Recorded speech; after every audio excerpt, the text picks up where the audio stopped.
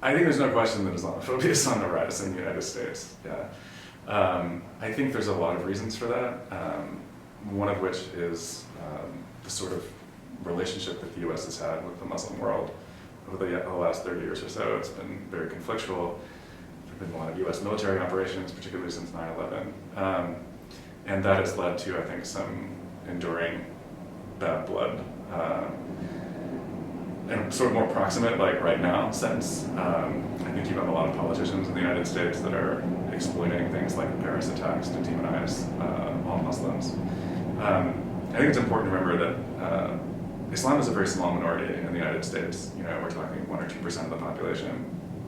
That means I think a lot of people have never met a Muslim in their whole lives. You know, and that makes it very easy to demonize people. You know, particularly when you have this tiny minority of Muslims committing huge acts of violence in the name of the religion itself, you know, which 99.9% of all the Muslims in the world will tell you is not in keeping with the actual philosophy of the religion. But I think it's, you know, for your average person on the street in Peoria who's never met a Muslim and who only reads about Islam in relationship to terrorism, it's very easy to fall into the trap of a sort of, you know, dismissing the whole religion as like a religion of violence or something.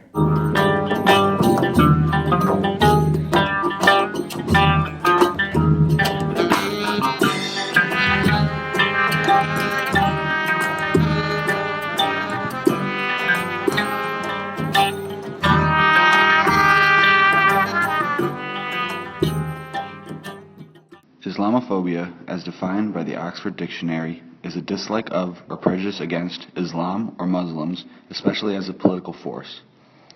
Through talking with both experts and practicing Muslims, it became very evident that there is more to this problem than meets the eye. Esma Daoud is a student at Roosevelt University studying political science and is a practicing Muslim. I definitely believe that Islamophobia is on the rise, especially now in society, and it has been for the past generations, and I feel like it's definitely gained more attention after 9/11 and recent events that have happened in the world, and especially with the rise of terrorism. So I think a lot of it has to do with the discourse and media outlets as well that perpetuate the idea of Islamophobia, and obviously things that happen because of the perpetuated idea of Islamophobia.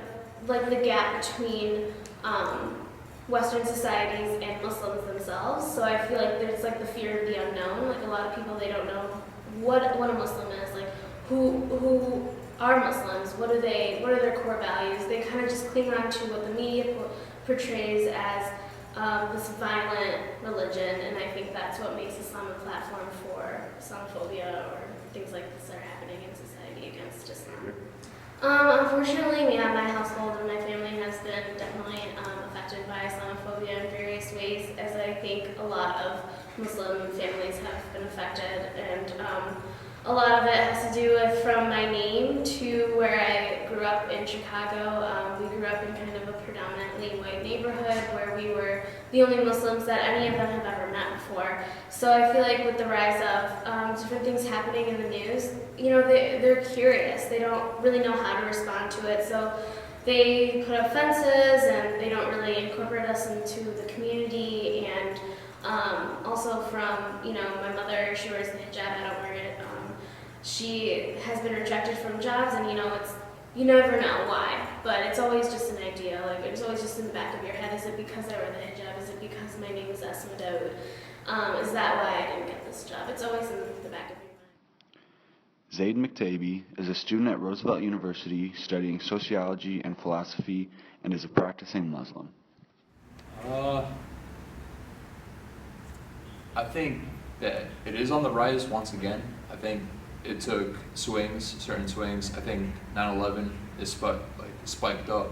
It really jumped, and then ever since then it's been falling down. But recent events since ISIS came back, or just like more terror and threat is around the world, more perspectives viewed on Arabs in general. I feel like it's on the rise again. I think fear of the unknown. People don't really know what they're up against or don't know much about the religion itself, so that they just assume things or just take the media's role for whatever that religion is and portray it and reiterate and it's kind of like a recycling machine that just whatever they know goes into it comes right out. So there's a lot of fear with it for our family members, because you hear stories of just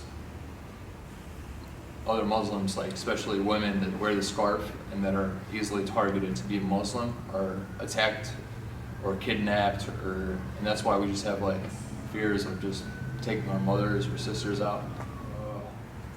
You always get like people staring at you thinking you're sketchy, or I mean, I've been stopped in the airport multiple times just because I had a beard or something, and they're just like, it was pure just racial bias targeting people, and it's like you feel the racial degradation behind it. David Ferris is the chair of the Political Science Department at Roosevelt University.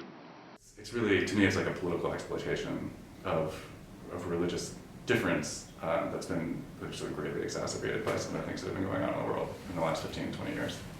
In the aftermath of 9/11, for all the other terrible things that he did, President Bush repeatedly got up in front of the cameras and said, "We don't have a problem with Islam. This is not about Islam. This is about the radical minority. This is about Al-Qaeda." And you have President Obama saying that now too, of course. But I think one thing that would be really helpful is if people like Donald Trump went away, and then the people that took his space on the stage of public life would not engage in this kind of hyperbole about Islam.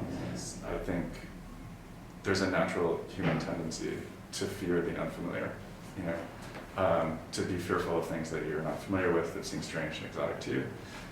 Because so few people in the US have ever traveled to this part of the world or engaged with people from this part of the world, it's not surprising to me necessarily that they would fear them in the aftermath of an attack that's associated with Islam in some capacity, right? But that's a political problem. It's not a religious problem. In fact, if you look at the actual religion of Islam, it's very deeply related to both Judaism and Christianity. It doesn't help, when sort of this minority of militants carries out these sort of spectacular acts of violence.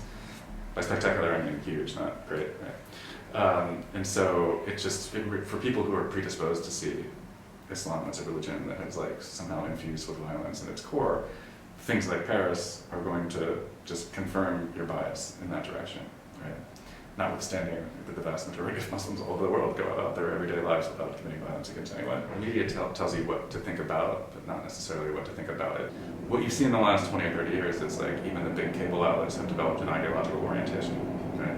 And the most popular of those cable outlets are pretty overtly anti-Islamic, such a big sensational headlines, massive coverage of something like Paris and then not covering other things. And I think that our media leagues have been pretty irresponsible about how to treat the question of Islam.